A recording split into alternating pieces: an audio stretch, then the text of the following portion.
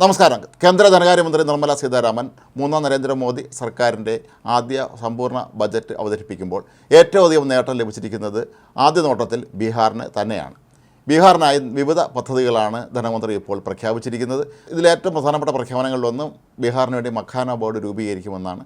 താമര മുട്ടുകളിൽ നിന്ന് പോഷകവസ്തുക്കൾ നിർമ്മിക്കുന്ന ഈ പദ്ധതിക്കാണ് കൂടുതൽ തുക അനുവദിച്ചിരിക്കുന്നത്. കൂടാതെ ബീഹാറിൻ്റെ തലസ്ഥാനമായ പാറ്റ്നയിലുള്ള IIT കൂടുതൽ വികസിപ്പിക്കാനുള്ള സംവിധാനങ്ങൾ ഏർപ്പെടുത്തുന്നുണ്ട്.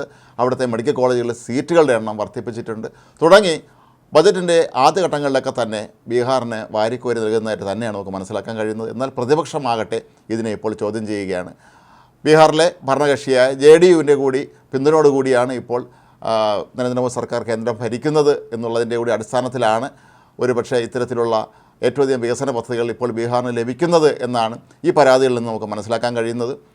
നേരത്തെ UPA സർക്കാരിൻ്റെ കാലത്തും അന്ന് ലാലു പ്രസാദ് യാദവ് ഉൾപ്പെടെയുള്ള നേതാക്കളുടെ പിന്തുണയോടുകൂടി കേന്ദ്ര സർക്കാർ ഭരിച്ചിരുന്ന കാലഘട്ടത്തിലും ഇത്തരത്തിൽ കോൺഗ്രസ്സുകാർ ലാലുവിൻ്റെ നിർബന്ധത്തിന് വഴങ്ങി ബീഹാറിനായി എല്ലാവിധ വികസന പദ്ധതികളും നൽകുന്നു എന്ന പരാതി ഉന്നയിച്ചിരുന്നു.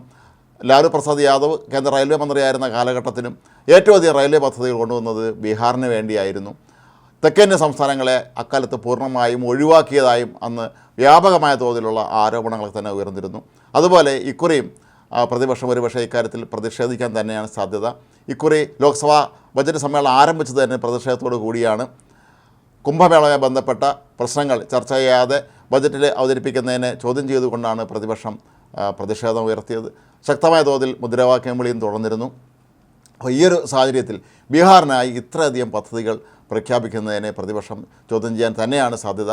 വരും ദിവസങ്ങളിൽ പാർലമെൻറ്റ് സമ്മേളനം ചേരുമ്പോഴും ഒരുപക്ഷെ ഇക്കാര്യത്തിൽ ശക്തമായ തോതിലുള്ള വിമർശനങ്ങൾ ഉയരാൻ തന്നെയാണ് സാധ്യത. നേരത്തെ പ്രതിപക്ഷ നിരകളിൽ അംഗങ്ങളുടെ എണ്ണം വളരെ കുറവായിരുന്നു. എന്നാൽ ഇക്കുറിയാകട്ടെ പ്രതിപക്ഷത്തിനും മതിയായ പ്രാതിനിധ്യം ലോക്സഭയിലുണ്ട് എന്നുള്ളത് കൊണ്ട് തന്നെ ഇനിയുള്ള ദിവസങ്ങളിലും അല്ലെങ്കിൽ ബജറ്റ് ചർച്ചയിലൊക്കെ തന്നെ ഇത്തരത്തിലുള്ള വിമർശനങ്ങൾ വരാനുള്ള സാധ്യതയുണ്ട്. ഏതായാലും ബജറ്റ് പ്രസംഗം ആരംഭിക്കുമ്പോൾ തന്നെ നമുക്ക് മനസ്സിലാക്കാൻ കഴിയുന്നത് ബീഹാറിന് ഇഷ്ടം പോലെ കേന്ദ്ര സർക്കാരിൻ്റെ ആനുകൂല്യങ്ങൾ ലഭിക്കാൻ പോകുന്നു എന്ന് തന്നെയാണ്. ബജറ്റ് പ്രസംഗം അവസാനിക്കുമ്പോഴേക്കും നമുക്ക് കൃത്യമായി പറയാൻ കഴിയും ബീഹാറിന് എത്രയൊക്കെ പദ്ധതികളാണ് പുതുതായി ലഭിച്ചത് എന്ന്.